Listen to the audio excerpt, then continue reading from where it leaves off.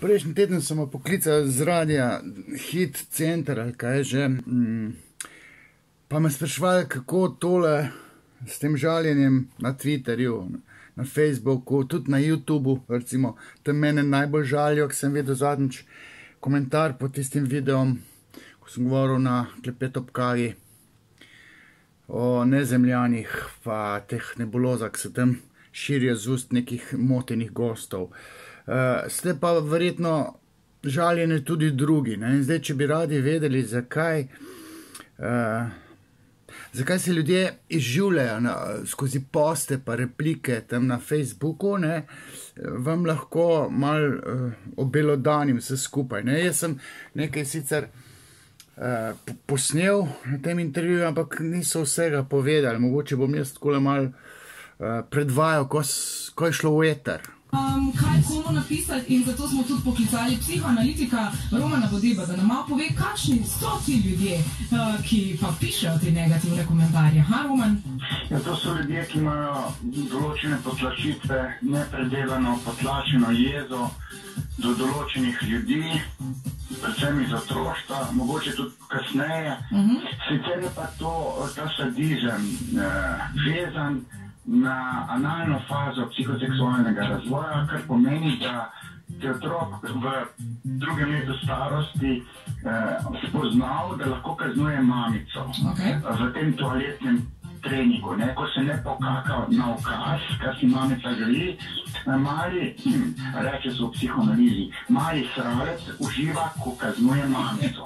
To je ta sadistična faza, ki se potem lahko nadgradi v odraslosti. Odlično, Torej, nadgradi se v odraslosti, ampak je zabeljena tudi z ojdipalno fazo, ne. Tam je pa mali ojdip pa jezen na, recimo, očkata, ki mu krade mamico, ali pa tudi hčerkica je včasih na mamico jezna, ker domneva, da jo ima očka mamico namreč raje kot njo. In to jo malo muči. Tako da tale sadizem v osnovi je analni sadizem, v analni fazi se naseli, ampak nadgradi se pa v poznejšem, rekel, postanalnem ali pa celo postoidipalnem obdobju, ne.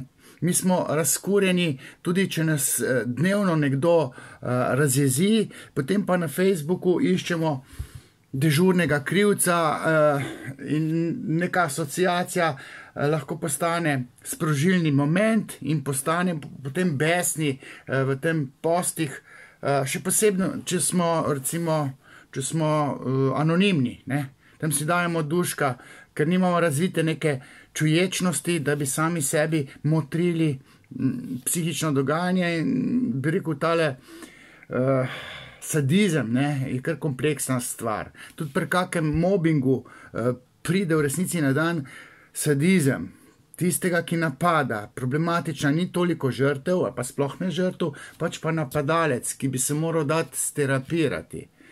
Dajmo poslušati, ko sem še kaj povedal. To rekli, da je za njih to neka vrste terapija, ha? Ko komentirajo ali fotke ali pa replike. To je terapevtsko sredstvo za latentne psihopate, ki so vse več sadisti. In kaj bi takšni ljudi brez socialnih omrežij?